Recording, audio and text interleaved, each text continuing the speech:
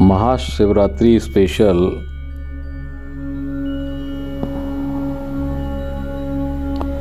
के सभी भक्तगणों को मेरा ओम नमः शिवाय।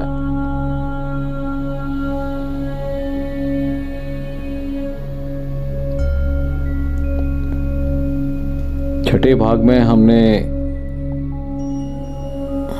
डिस्कस किया था दो प्रभाव के बारे में। हम उससे आगे बढ़ेंगे, लेकिन उससे पहले गणेश वंदना करते हैं।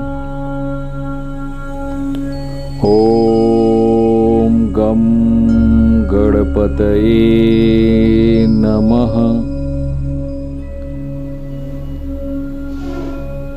अब हम गुरु की वंदना करेंगे। गुरुर्ब्रह्मा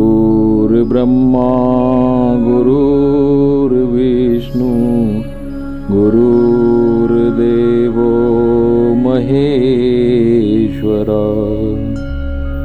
गुरुर्साक्षात् परब्रह्म तस्मै श्री गुरवे नमः।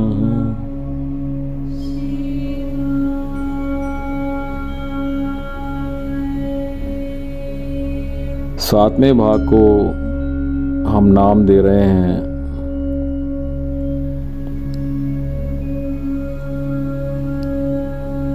कलयुग से सतयुग की ओर, या कलयुग में सतयुग लाना।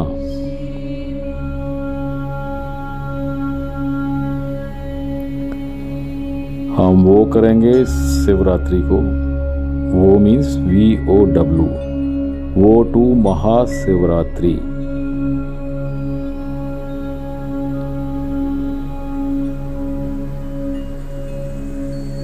ईश्वर ने शायद यही दिन चुना है हमारे और आपके सुखद संवाद के लिए।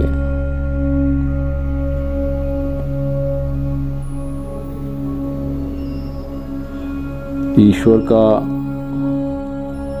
हम आप सभी पर असीम कृपा है, और उसी कृपा के फलस्वरूप मैं ये प्रस्तुति आपके सामने रख रहा हूं। जरूर सुनिएगा। पिछले भाग की तरह अगर इस भाग को आप सुनेंगे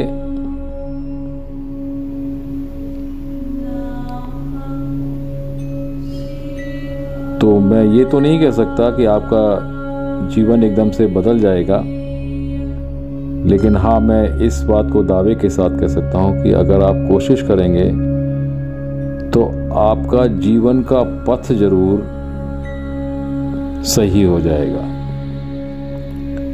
चलिए शुरू करते हैं। तीसरे पॉइंट का, तीसरे प्रभाव की बात करते हैं। हमने पहला प्रभाव बताया था कि सबसे पहला प्रभाव हमारी सोच का होता है। क्या हम सोचते हैं। दूसरा, हमारी हर सोच जैसे हमारे हर सेल को प्रभावित करती है। यह हमने कल दो चीजें बताई थी। तो तीसरे पॉइंट में क्या है? तीसरा पॉइंट कहता है कि जैसे हमारी हर सोच हमारी हर सेल को प्रभावित करती है, वैसे ही हमारी वही सोच हमारे इर्द गिर्द जो भी हमारे रिश्तेदार हैं, दोस्त हैं, हमारे ऑफिस के कोलीग्स हैं, सीनियर्स हैं, बॉस लोग हैं, जो भी सजीव जीव है उसको प्रभावित करती है।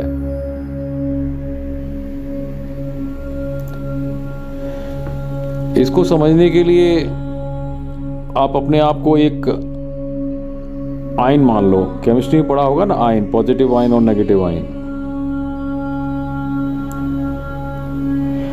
तो आप एक आयन हैं जो ब्रह्मांड में गुरुत्वाकर्षण से मतलब ग्रेविटेशनल फोर्स से बना हुआ है और एक इलेक्ट्रिकल ऑर्बिट में यानी कि इलेक्ट्रिकल कक्षा में चक्कर लगा रहा है।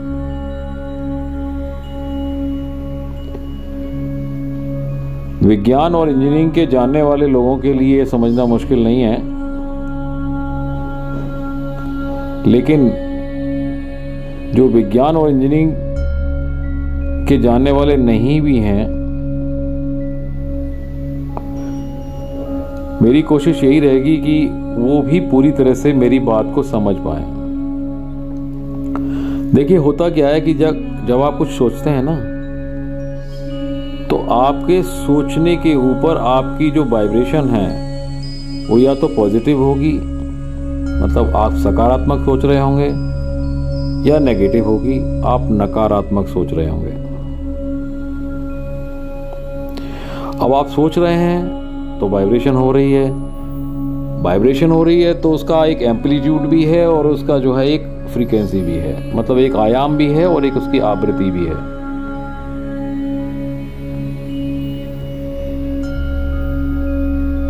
अब आप इमेजिन करें कि आप एक पॉजिटिव एनर्जी बन के ब्रह्मांड से इंटरेक्ट कर रहे हैं, तो आपका एम्पलीट्यूड जो है ना, अगर आपकी एनर्जी पॉजिटिव है तो आपका जो एम्पलीट्यूड है वो ब्रह्मांड के एम्पलीट्यूड को बढ़ाएगा, मतलब उसमें वृद्धि करेगा। और आपकी फ्रीक्वेंसी भी ब्रह्मांड की फ्रीक्वेंसी के साथ मिलके एकाकार हो जाएगी, मतलब उसको मदद करेगी।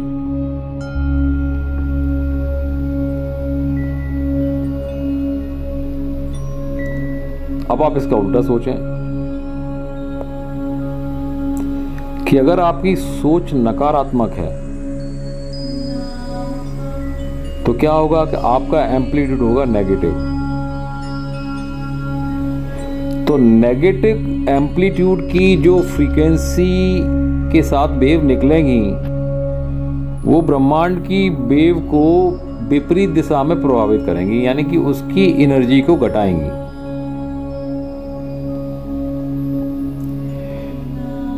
क्योंकि ब्रह्मांड में इतना कुछ वाइब्रेशन हो रहा है, इतनी सारी वेव्स निकल रही हैं, इतनी सारी एनर्जी आपस में इंटरेक्ट कर रही हैं, जो लाखों की संख्या में, करोड़ों की संख्या में, अरबों की संख्या में भी हो सकती हैं। आपने सुना होगा अल्फा रेज हैं, बीटा रेज हैं, गामा रेज हैं। अरे एक्सरे भी सुना होगा आपने, एक्सरे कराने तो जाते ही हैं।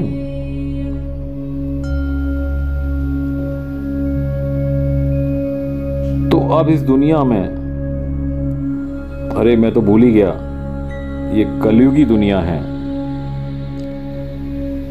तो इस कलयुगी दुनिया में अगर इतने अरब लोग एक साथ, मतलब 8 अरब लोग एक साथ अगर नेगेटिव आयन बनकर अपनी नकारात्मक सोच के कारण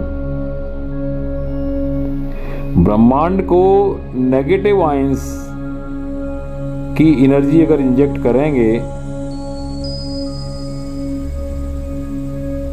तो क्या होगा?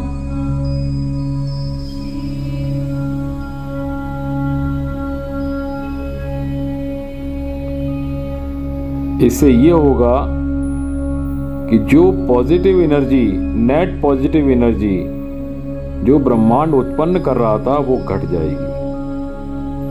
सिंपल सा गणित है, ब्रह्मांड की जो भी पॉजिटिव एनर्जी थी और आपकी 8 अरब लोगों की जो नेगेटिव एनर्जी है वो उस नेट एनर्जी को और नेगेटिव कर देगी,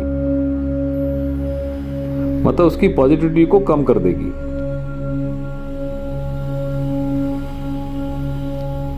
यहां ये बात ध्यान रखनी है कि ब्रह्मांड में सिर्फ आप ही नहीं है जो नेगेटिव एनर्जी क्रिएट कर रहे हैं या नेगेटिव एनर्जी के उत्सर्जक हैं, और भी अनगिनत एनर्जी सोर्स हैं, अनगिनत नेगेटिव एनर्जी के ऊर्जा स्रोत हैं जो इस तरह की नेगेटिव एनर्जी या और किसी प्रकार की नेगेटिव एनर्जी उत्सर्जित कर रहे हैं, और वो भी लगातार। तो नेट रिजल्ट क्या हुआ कि आपने जो है ब्रह्मांड की एनर्जी को नेगेटिव कर दिया, यानी कि उसकी पॉजिटिविटी को कम कर दिया।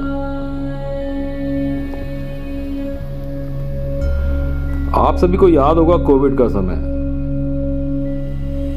कोविड में क्या था? एक वायरस आया। वायरस क्या था? वो परिणाम था हमारी नेगेटिव सोच का।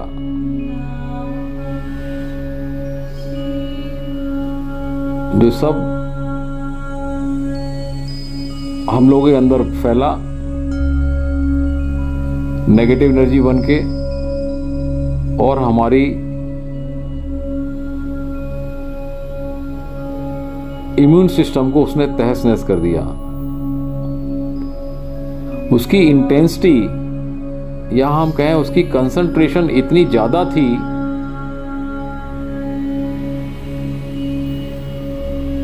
कि हमने, आपने और सभी ने अपने बहुत से लोगों को खोया, और उसके बाद जो हमने भोगा वो भी किसी से छिपा नहीं है।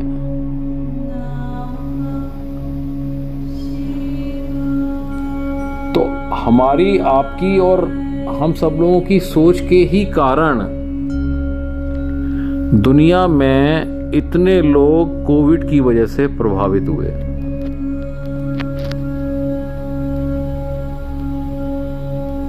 अभी मैंने आपको सबको कहा था कि आप मान लीजिए कि आप एक आयन बनके इस दुनिया में हैं।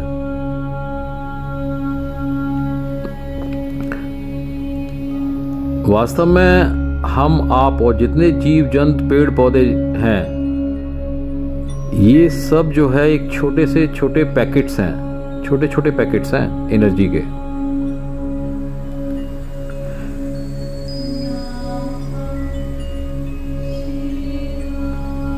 मतलब कॉम्बिनेशन ऑफ एटम्स हैं, और उन एटम्स में पॉजिटिव और नेगेटिव एनर्जी जो है पैकेट के फॉर्म में भरी हुई है। और वो ब्रह्मांड में गुरुत्वाकर्षण बल के प्रभाव से फ्लोट कर रहे हैं। जैसे आपने सौरमंडल में देखा होगा, सन के चारों तरफ जो ग्रह हैं और उनके चंद्रमा हैं वो चक्कर लगा रहे हैं ग्रेविटेशन पुल से बंधे हुए।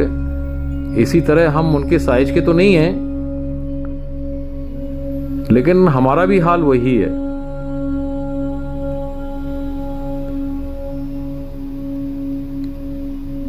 तो आपने सुना होगा कि बहुत से ऐसे तारे होते हैं जो टूटते हैं और मर जाते हैं।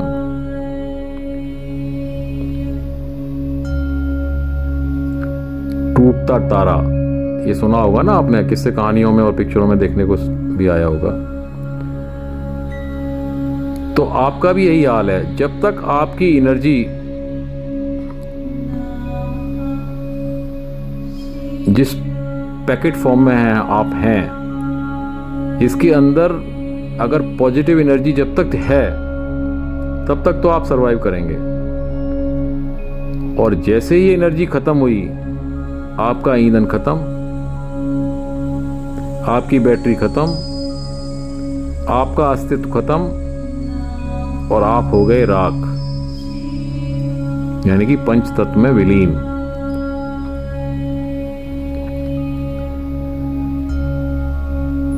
पंच तत्व भी एक आध्यात्म की दुनिया में बहुत ही इंपॉर्टेंट टॉपिक है। कभी आगे समय मिला तो जरूर चर्चा करेंगे इसके बारे में। तो तीसरा पॉइंट क्या कहता है कि हम अपनी सोच से सिर्फ अपने को ही प्रभावित नहीं करते हैं, बल्कि अपने इर्द गिर्द अपने रिश्तेदारों को, अपने परिवार को, अपने दोस्तों को, अपने ऑफिस के कोलीग्स को और जिन लोगों से हम इंटरेक्ट करते हैं उन सबको प्रभावित करते हैं। गणित में कहते हैं ना कि एक आपको प्रॉब्लम दे दी और कही भाई इसको ठीक है प्रूव करो, और आप उसको प्रूव करते हैं और कहते थे हैंस प्रूव्ड। तो कोविड ने यही किया।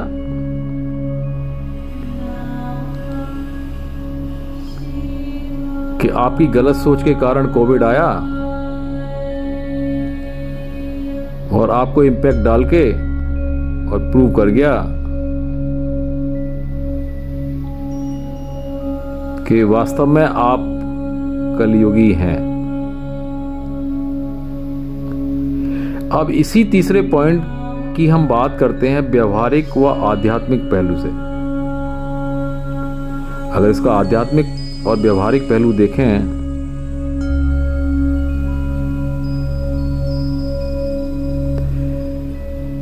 तो क्या है आध्यात्मिक पहलू? हमने किसी के बारे में कुछ सोचा। अब अगर हम किसी के बारे में कुछ सोचेंगे तो जाहिर है यह सोच उस तक पहुंचेगी ही, उस तक जिसके बारे में हम सोच रहे हैं। इसका मतलब यह हुआ कि हमारे रिश्ते हमारे सोच का ही परिणाम है।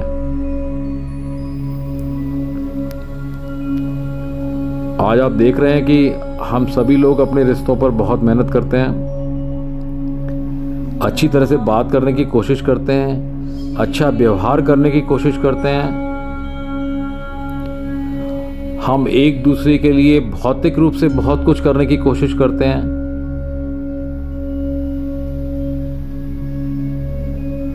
मैंने शब्द कोशिश यूज किया है यहां पर। क्यों किया है? रिजल्ट क्या है? फिर भी रिश्ते उतने मजबूत नहीं हैं जितने पहले हुआ करते थे, या जितना हम बनाना चाहते हैं। होता क्या है? छोटी छोटी बातों में गलतफहमी, छोटी छोटी बातों में नाराजगी, छोटी छोटी बातों में बोलचाल बंद, छोटी छोटी बातों में मुंह फुलाकर बैठ जाना,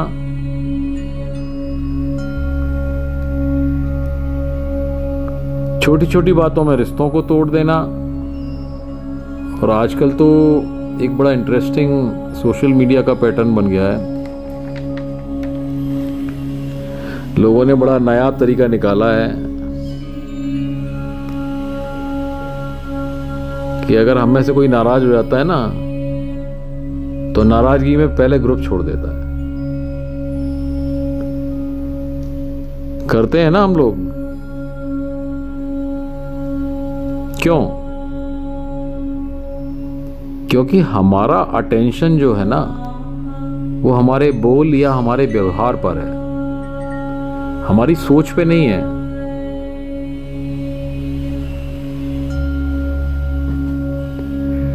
रिश्ते हमारी सोच से बनते हैं।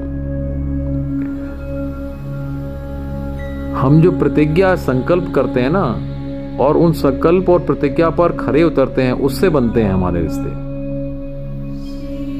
मैं फिर से रिपीट कर रहा हूं, हमारा अटेंशन बोल या हमारे व्यवहार पर है, हमारी सोच पर नहीं। चलिए आगे बढ़ते हैं चौथे पॉइंट पर।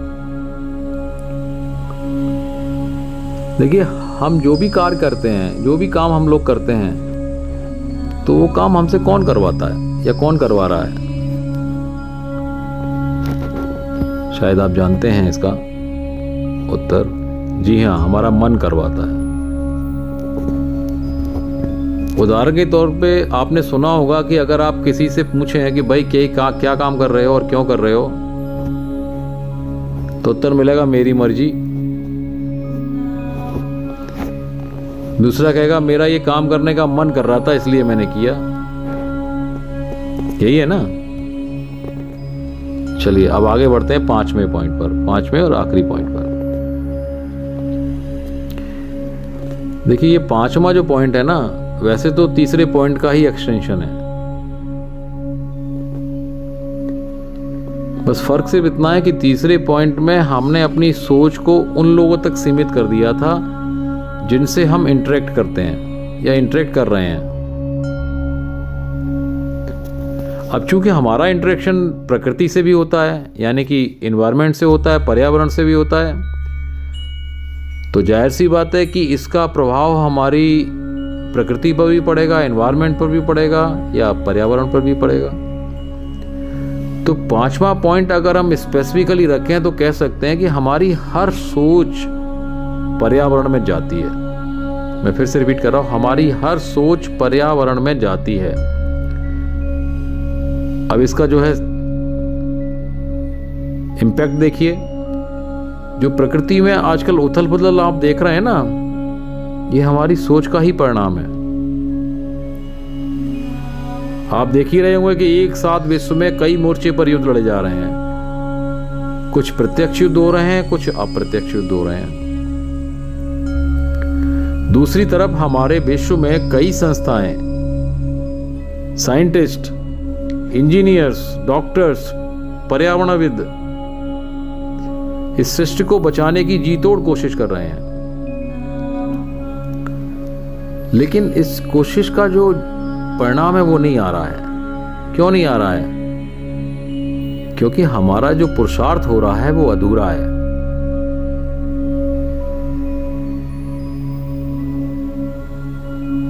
हम जो पुरुषार्थ कर रहे हैं ना,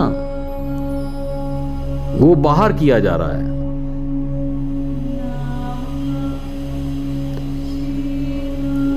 हमारा हर संकल्प, हर थॉट, हर सोच हवा में फैल जाती है। तो होता क्या है कि हमारे हर संकल्प से, हर संस्कार से, जो कि गलत है, पहले हवा दूषित होती है, फिर पानी दूषित होता है, और फिर धीरे धीरे पंच तत्व से बनी ये शरीर और प्रकृति दोनों ही दूषित होने लगती हैं।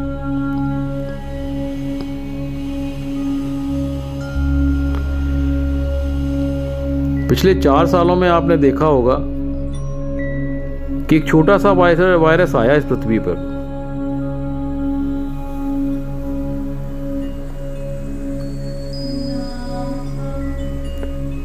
और हमने उससे लड़ना सीखा और सीख भी लिया। लेकिन इन 4 सालों में हमने जो नहीं देखा वो यह है कि एक और वायरस साथ ही साथ फैल रहा था, और वो भी तीव्र गति से, बहुत तीव्र गति से। और वो था डर का वायरस, चिंता का वायरस। क्योंकि हम सबने मिलकर कहा कोविड है, डर तो लगेगा ही, चिंता तो होगी ही, स्ट्रेस और टेंशन तो होगा ही। अब इमेजिन करिए कि जब करोड़ों लोग सृष्टि में एक साथ डर, चिंता, टेंशन क्रिएट करते हैं,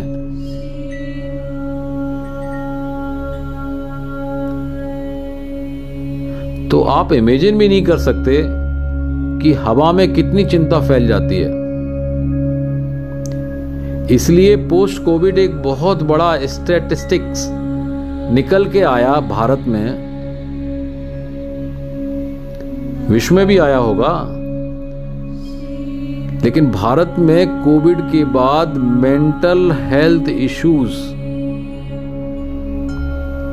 जैसे एंजाइटी, डिप्रेशन और पैनिक अटैक के केसेस में 30% की वृद्धि हुई है, मतलब 30% राइज।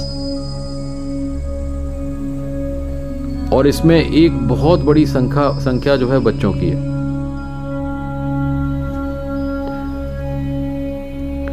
क्योंकि सृष्टि पर डर और चिंता इतनी हावी होकर फैल गई है कि ये मेंटल हेल्थ इश्यूज प्रीडोमिनेंट हो गए हैं।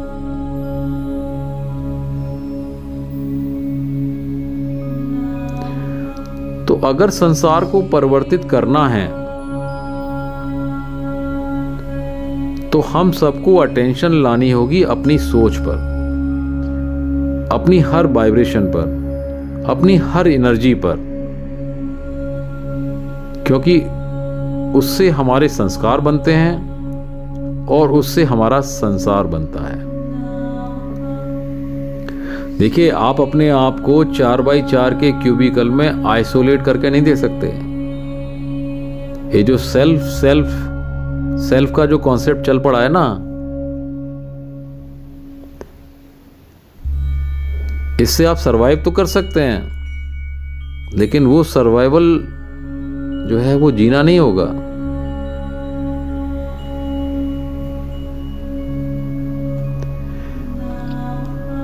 देखिए, हम सोसाइटी में रहते हैं और सोसाइटी में रहकर हम अपने आप को आइसोलेट करके जीवित नहीं रह सकते। हम जिंदा लाश की तरह ही हो जाएंगे।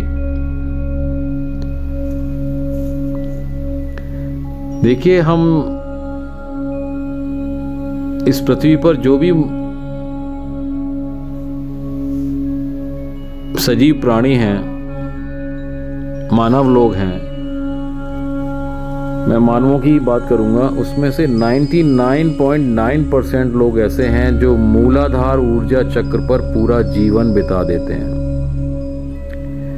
हमारे शरीर में हमने पहले बताया था ना कि 7 मुख्य चक्र हैं, तो उनमें सबसे नीचा और सबसे पहला चक्र है मूलाधार चक्र।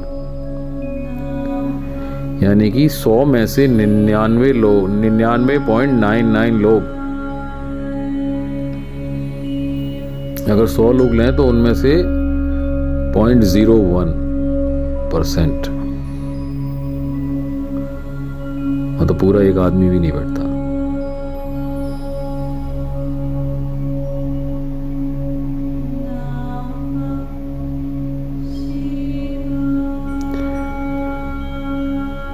तो जो 5 तत्व होते हैं,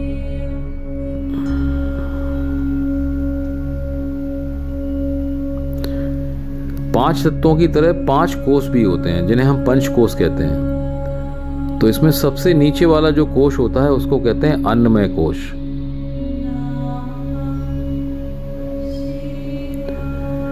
अगर हम सूक्ष्म शरीर की बात करें तो अन्नमय कोष सबसे बाहर वाला कोष होता है, और जैसे जैसे आप का वाइब्रेशन और एनर्जी लेवल बढ़ता जाएगा तो आपका जो कोष है वो उतना ही छोटा होते हुए और धीरे धीरे आप सूक्ष्म शरीर में परिवर्तित हो जाएंगे। तो सबसे बाहरी कवच जो है वो अन्नमय कोष है। तो हम में से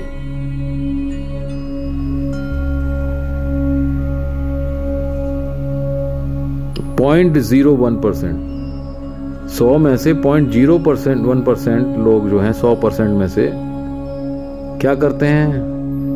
हम सोते हैं, उठते हैं, काम करते हैं, काम करके धन कमाते हैं।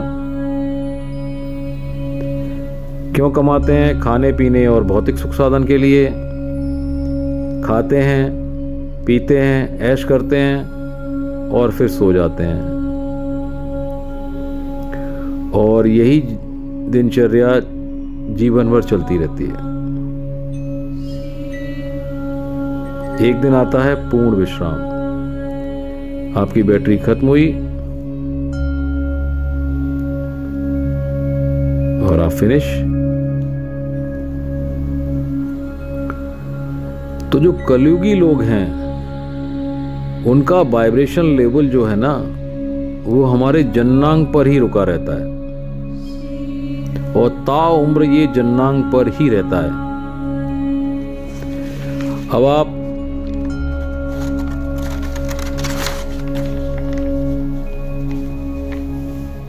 सोचें कि अगर आप जमीन पर बैठे हुए हैं तो आपका एनर्जी लेवल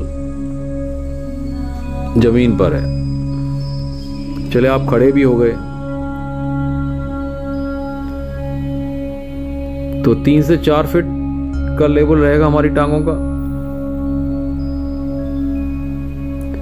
तो हमारी जो वाइब्रेशन है या हमारी जो एनर्जी लेवल है वो जो है हमारी सोच के कारण मूलाधार चक्र पर रुक गई है। और ये रुकी रहती है यहाँ पर, पूरा जीवन बीत जाता है। अब अगर हमें अपनी आत्मा को सतयुगी बनाना है तो हमें अपने वाइब्रेशन यानी कि हमारी अपनी एनर्जी के लेवल को ऊपर उठाना होगा।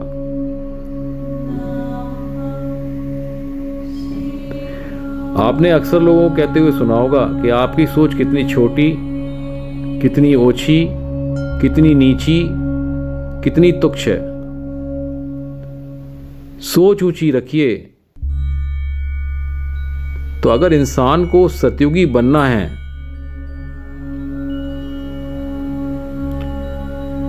तो क्या करना होगा?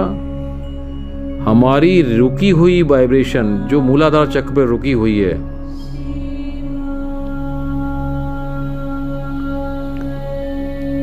उसको उठाकर हमें आज्ञा चक्र पे लाना होगा। आज्ञा चक्र कहाँ है? हमारी भौएं के बीच में जो बिंदी लगाने की जगह है, भ्रुकुटी कहते हैं, दोनों के बीच में जो बिंदी लगाने की जगह होती है, जहां लेडीज बिंदी लगाती हैं, वहां लाना होगा। और ब्रह्मांड की जो एनर्जी है वो कहाँ है? इसी भ्रुकुटी पर है, इसी आज्ञा चक्र पर है। तो हमें मूलाधार चक्र से अपनी ऊर्जा को 6 चक्रों को पार करते हुए और आज्ञा चक्र पर लाना होगा। तो आप बताओ कि आप रेडी हैं अपनी वाइब्रेशन को ऊपर उठाने के लिए?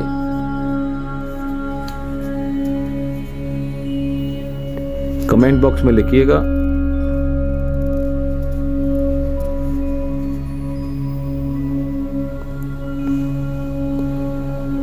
अब आप सोच रहे होंगे कि मैं आपकी मदद कैसे कर सकता हूं। आपकी कुंडलिनियों को जागृत कर मूलाधार से स्वादिष्ठान, स्वादिष्ठान से मणिपुर चक्र या सूर्य चक्र, सूर्य चक्र से हृदय चक्र या अनहत चक्र, अनहत चक्र से विशुद्धि चक्र और विशुद्धि चक्र से आज्ञा चक्र, यानी कि इन 6 चक्रों पर मैं कैसे ले जा सकता हूं।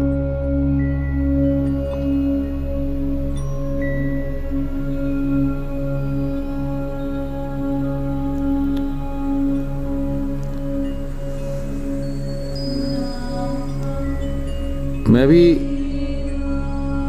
आज से करीब 7 साल पहले एक आम व्यक्ति की तरह ही था, एकदम स्वार्थी, सेल्फ में जीने वाला, कुछ ना होते हुए भी अपने को सब कुछ समझने वाला,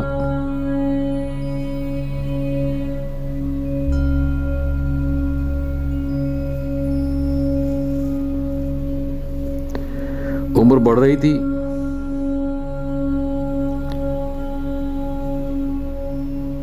घर में आसपास दोस्तों के और जो जानने वाले हैं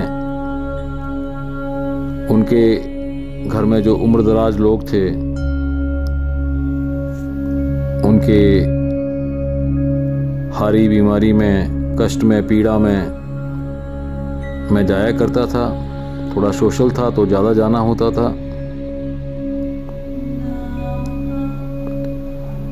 तो सबसे पहले उन लोगों को बीमारी में, कष्ट में, पीड़ा में देखा,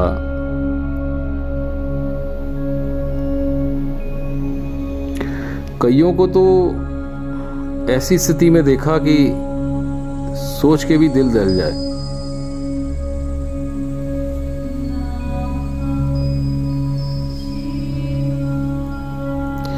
साथ ही साथ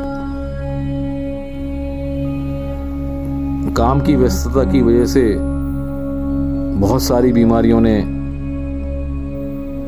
मुझे भी घेर लिया था।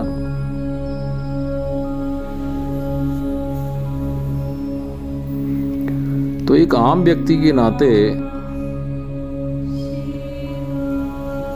मैं ये सब देखकर और सोचकर और कष्ट भोगकर, खुद भी कष्ट भोगकर, अपने शारीरिक कष्ट भोगकर बड़ा ही व्यथित हुआ। मैं सोचने लगा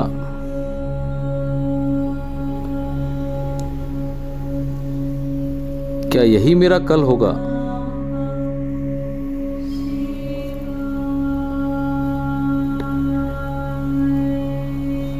हमारे से जो पहली पीढ़ी है उसने तो फिर भी खान पान और रहन सहन में इतना डिसिप्लिन दिखाया है, फिर भी उनकी ये हालत है।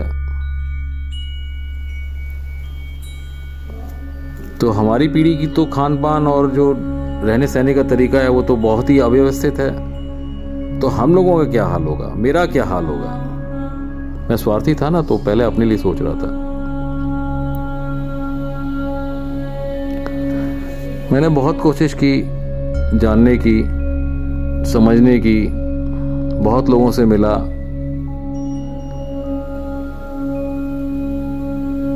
जिन लोगों को मैं समझता था कि कुछ मेरा मार्गदर्शन करेंगे,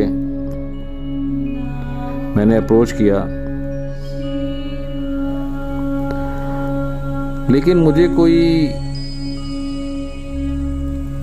कन्विंसिंग आंसर नहीं मिला, या कोई टेक्निक या कोई ऐसा रास्ता नहीं कोई बता पाया कि जिससे मैं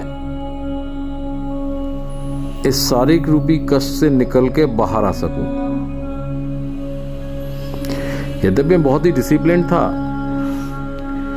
खाने पीने में भी काफी डिसिप्लिन बरतता था, योगा वगैरह करता था, मेरा रूटीन बहुत अच्छा था।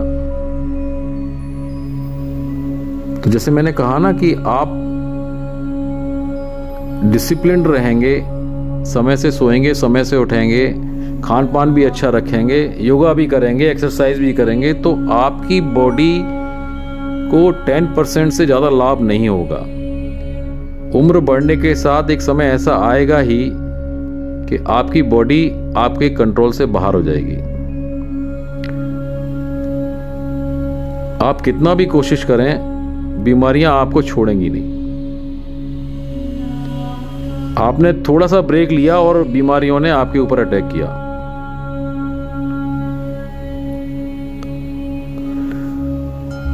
तो मैं थका हार कर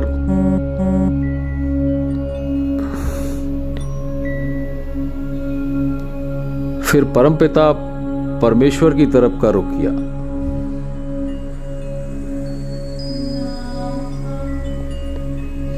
मैं रोज सुबह उठता था ब्रह्म मुहूर्त में, और मेरा पहला क्वेश्चन योगा करते समय ईश्वर से यही होता था, प्रभु रास्ता दिखाइए। प्रभु, मैं इस प्रश्न को लेके काफी चिंतन कर रहा हूं, काफी मनन कर रहा हूं, लेकिन मुझे इसका ना तो उत्तर मिल रहा है और ना ही मुझे कोई रास्ता सूझ रहा है। आप मुझे रास्ता दिखाएं।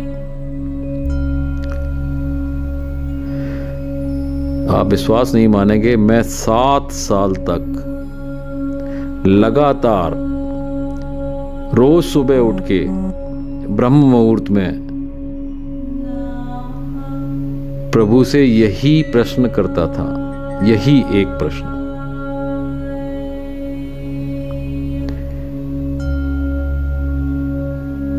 मैं थोड़ा जिद्दी हूं,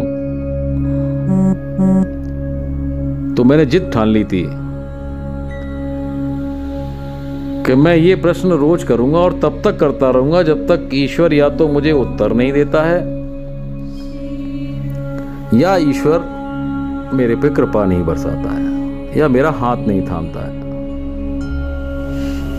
7 साल धैर्य पूर्वक एक ही प्रश्न को बार बार ईश्वर के सामने ब्रह्म मुहूर्त में उठाते उठाते मुझे ईश्वर की कृपा बरसी, यानी कि मुझ पर प्रभु की कृपा बरसी।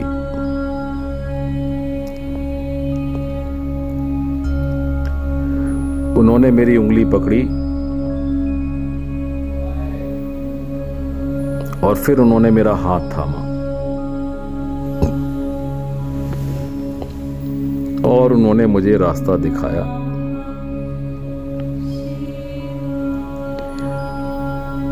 वो आगे आगे और मैं पीछे पीछे, और उन्होंने मेरे वाइब्रेशन को, मेरी एनर्जी को मूलाधार चक्र से उठाकर क्राउन चक्र, जिसको हम ब्रह्म या निरंजन चक्र भी बोलते हैं,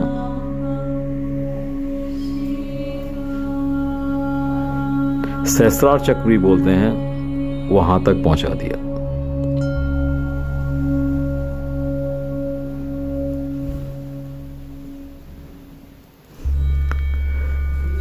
पिछले 2 सालों से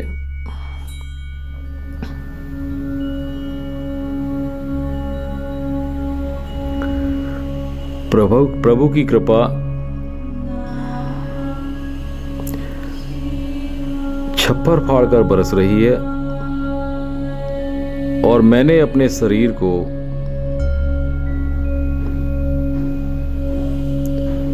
सौ % स्वस्थ कर लिया है, और मेरी दवाएं 0% हो गई हैं।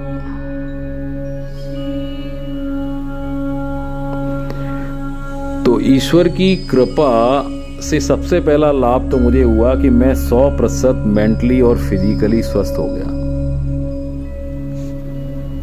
100% मतलब 100%, और दवाएं 0%।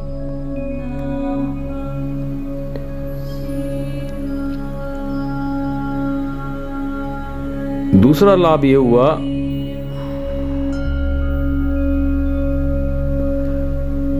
कि उसके हाथ थामने से मेरी सोच, मेरे जीने का तरीका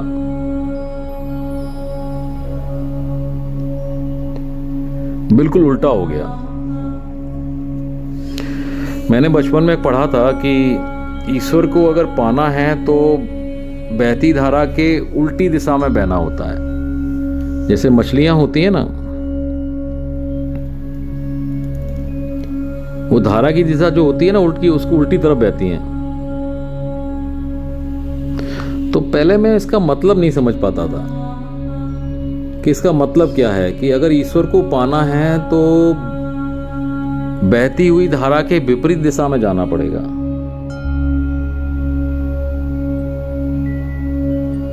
लेकिन जब प्रभु ने हाथ थामा तब मुझे समझ में आया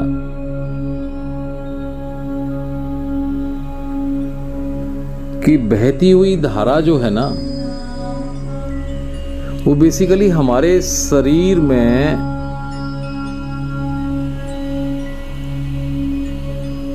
फ्लो ऑफ एनर्जी है, जो हमेशा ऊपर से नीचे की तरफ बहता है। और यही कारण है कि 99.99% जो लोग हैं ना, वो मूलाधार चक्र में ही जीवन जीते हैं। और ईश्वर ने जब मुझे पकड़ा, मेरा हाथ थामा, तो मुझे वो मूलाधार चक्र से उल्टी दिशा में, जैसे मछली तैरती है, तैराते हुए और ऊपर तक ले गए, सहस्रार चक्र तक।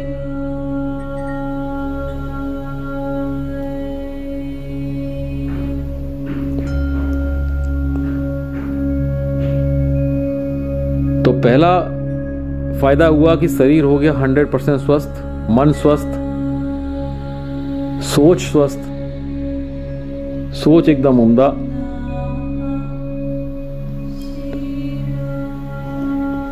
और दूसरा फायदा ये हुआ कि मेरी जिंदगी में ठहराव आया, मैं शांत हो गया और अब हमेशा ही आनंदित रहता हूं, परम आनंद में जीता हूं।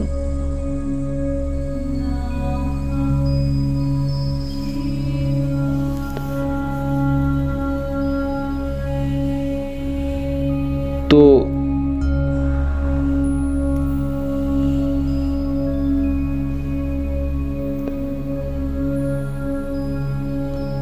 अब ईश्वर ये चाहता है कि जो चीज मैंने उसको ज्ञान स्वरूप दी है, उससे मैं अपने आसपास, अपने इर्द गिर्द जो भी लोग हैं उनके वाइब्रेशन लेवल को ऊपर उठाने में उनकी मदद करूं।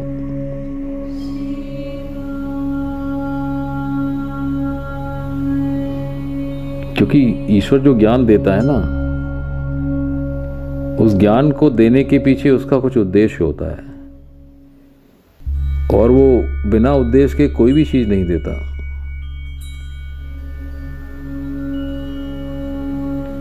और अगर उसके उद्देश्य को की पूर्ति में मैं असफल रहता हूं, यानी कि ज्ञान बांटने में मैं सफल नहीं होता हूं, तो मैं ईश्वर की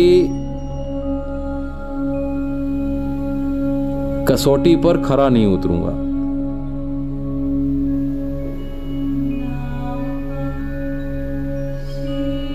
तो देखिए कितनी अच्छी बात है कि मेरा दो तरह से इम्तिहान है। एक तो आप सभी का कल्याण करना है, और उसकी कसौटी पर ये कल्याण करके ही मैं खरा उतरूंगा। अब चूंकि ईश्वर ने सृष्टि के वाइब्रेशन को ऊपर उठाने की चाबी मुझ जैसे दास को दी है, तो इसका मैं चाहता हूं कि आप सभी लोग अपनी आध्यात्मिक यात्रा को शुरू करने के लिए प्रयोग में लाएं, और पहला कदम रखें सतयुगी बनने की ओर। अभी आप पर निर्भर करता है।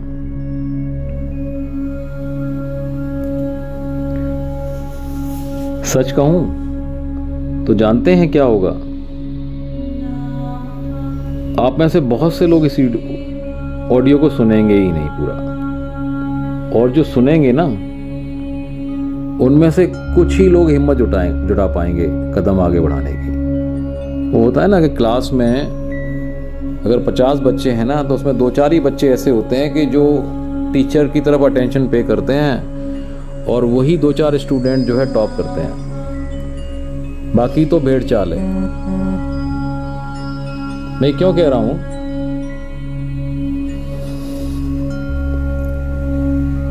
क्योंकि यही सच्चाई है। मान लीजिए आप में से किसी ने कहा जी मैं तैयार हूं और मैं ये कदम बढ़ाऊंगा, तो देखो कहने और करने में बहुत अंतर होता है। कहना आसान है, करना मुश्किल है, और उसको बनाए रखना उससे भी मुश्किल है। तो कसौटी पे खरा उतरना सबसे मुश्किल काम है।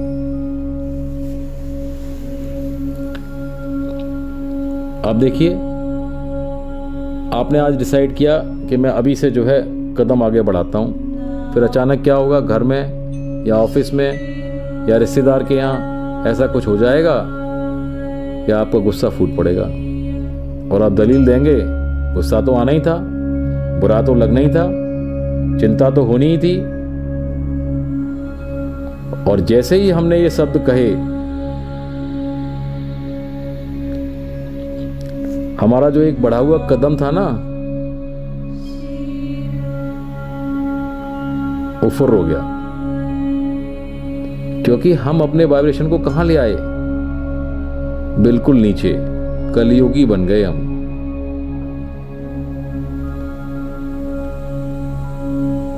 तो आप पूछेंगे कि भाई ये सब तो ठीक है, करना क्या होगा, क्या करें हम लोग?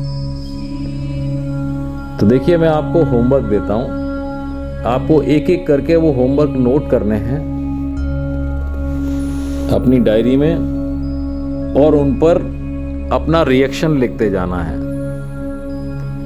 तो एक शब्द आज आपको अपनी वोकैबुलरी से निकाल देना पड़ेगा। अपनी भाषा से कटुता,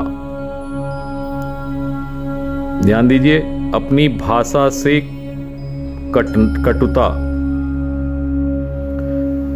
मैंने कि आप जो भी बोल रहे हैं, जो भी आपके मुख से आप शब्द निकाल रहे हैं,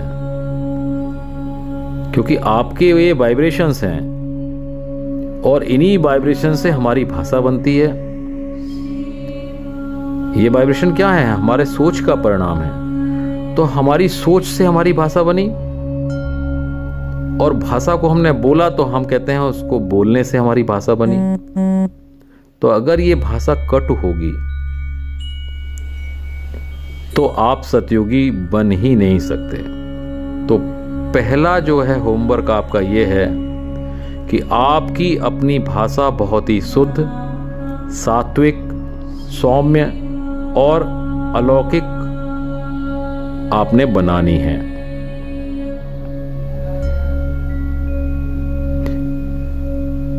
अब चूंकि आज महाशिवरात्रि है और मैंने ये दिन जानबूझ के चुना है। शिवरात्रि का मतलब होता है व्रत। व्रत का मतलब होता है संकल्प लेना। संकल्प लेना का मतलब प्रतिज्ञा करना। शिवरात्रि का मतलब है शिव की रात्रि, और शिव की रात्रि को हम कहते हैं जागरण की रात्रि। तो जागरण का मतलब क्या हुआ? ये मतलब नहीं हुआ कि आपको रात में जागरण करना है। जागरण का मतलब है अज्ञान की नींद में जो आप सोए हुए हैं ना, उससे हमें जागना है। तो जागरण का मतलब देखिए, हमारे बड़े बुजुर्गों ने जो भी त्योहार, नियम, धर्म, ये कानून जो बनाए हैं ना, हम लोग आजकल सिर्फ कर्मकांडी बन के उनको फॉलो कर रहे हैं। हम उनके अंदर छिपे ज्ञान को समझ नहीं पाते हैं। जो अज्ञान की चादर हमारे ऊपर चढ़ी हुई है ना, वो हमें उस वास्तविक ज्ञान तक पहुंचने नहीं देती।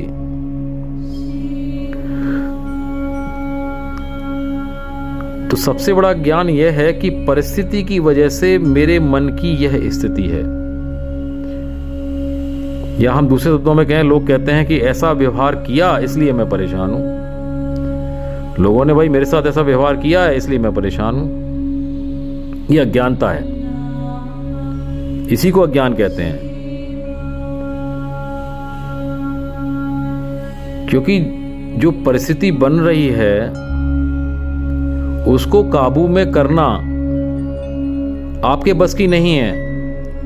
आपके बस की है आपको अपने को काबू में रखना, अपने को परेशान ना होने देना। लोग कैसा भी व्यवहार करें, आपका चित्त शांत और अच्छे विचार, अच्छी सोच, पॉजिटिव एनर्जी लाने में सक्षम होने चाहिए। चलिए अब दूसरा होमवर्क देते हैं। कैसे करेंगे आप इसे? 1 मिनट आंख बंद करिए और आखिरी बार आपने गुस्सा कब किया था वो सीन सामने लाइए।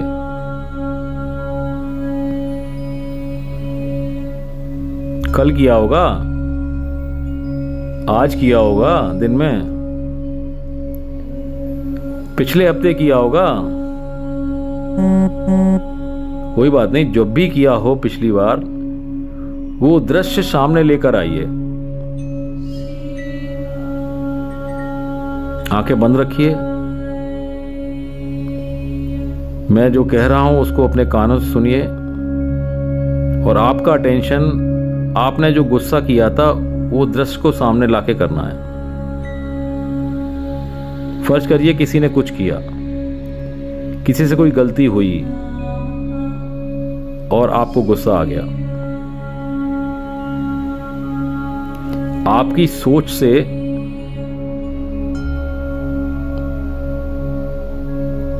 वाइब्रेशन निकली और उसने मन को ओवरकम किया, ओवरटेक किया और आपको गुस्सा आ गया। आप चिड़चिड़ाए,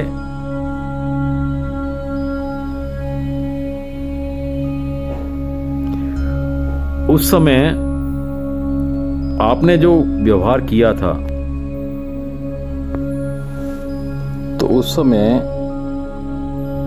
आपने जो व्यवहार किया था गुस्से का, तो आपने उंगली किस पर रखी थी?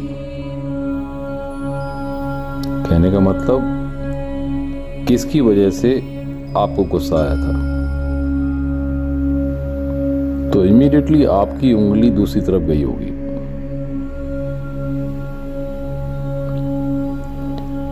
आजकल तो यह हालत है कि हम ये भी नहीं कहते हैं कि मैंने गुस्सा किया है, मुझे गुस्सा आया। आजकल तो हम कहते हैं कि उसने गुस्सा दिलाया।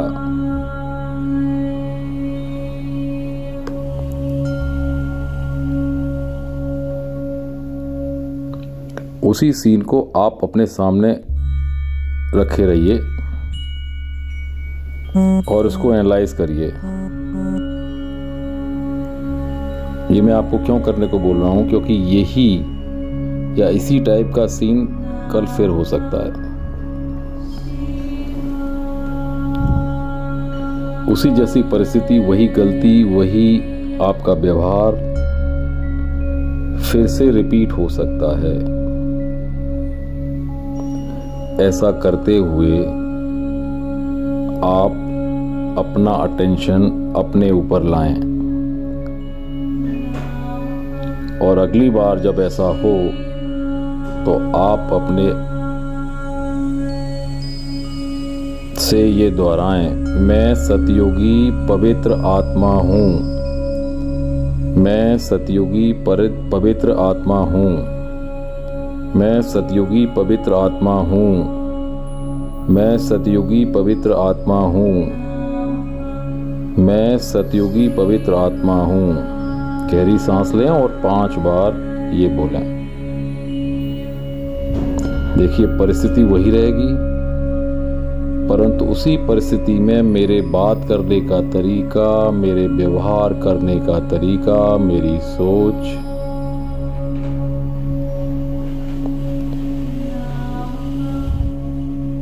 देखिए, आपको अपने आप को एक सतयुगी तरीके से उस परिस्थिति का सामना करना है।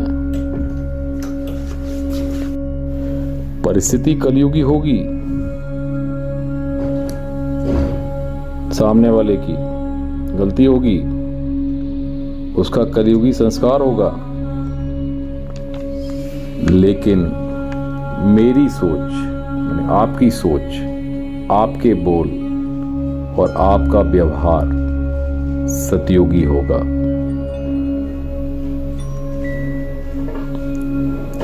अपने आप को ये समझाते हुए कि सामने वाले की आत्मिक शक्ति कमजोर है, लेकिन मेरे पास वो शक्ति है कि मैं उनको शक्तिशाली बना दूं। आप अगर उनसे बड़े हैं तो उनको राय देंगे, शिक्षा देंगे,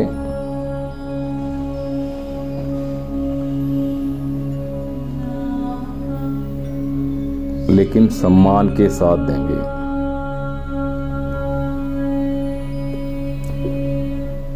उनको ऊपर उठाते हुए शिक्षा देंगे, न कि निंदा करते हुए, चिल्लाकर।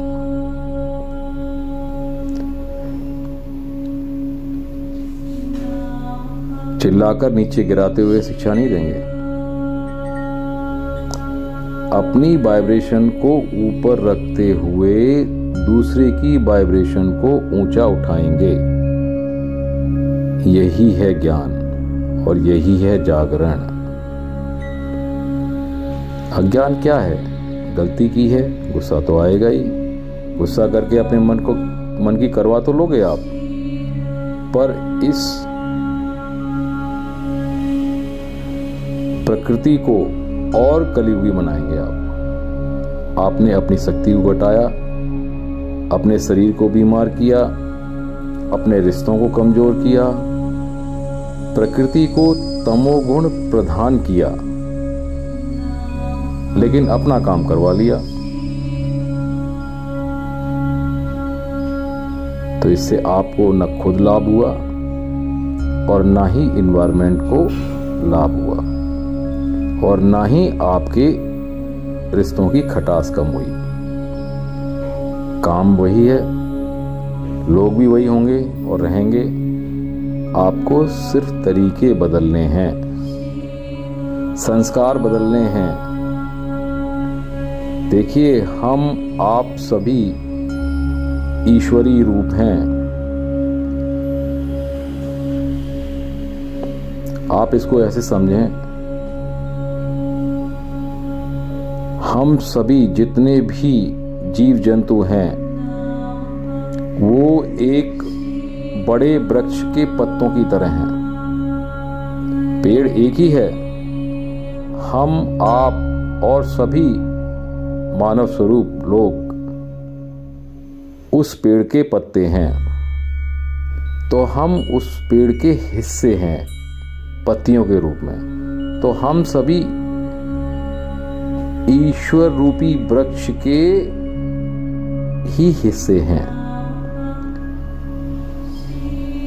हम पहले संस्कारी रहे हैं, तो फिर गुस्सा क्यों?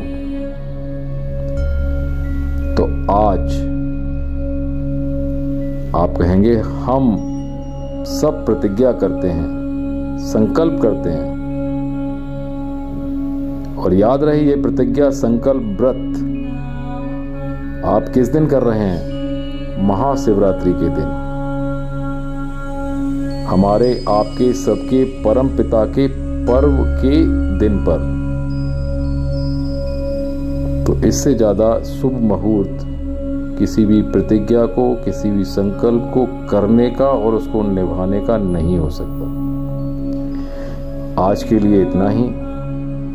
अगले भाग में फिर मिलेंगे और 5 दिन तक अपनी प्रतिज्ञा की कसौटी को कसेंगे, उस पर खरा उतरने के लिए अपने आप को तैयार करेंगे। देखेंगे हम में से कौन कौन सतयुगी बनने की राह पर आगे बढ़ेगा। राधे राधे। ओम नमः शिवाय। ओम श्री महाकालेश्वराय नमो नमः। शुभ रात्रि। आप सबका कल्याण हो।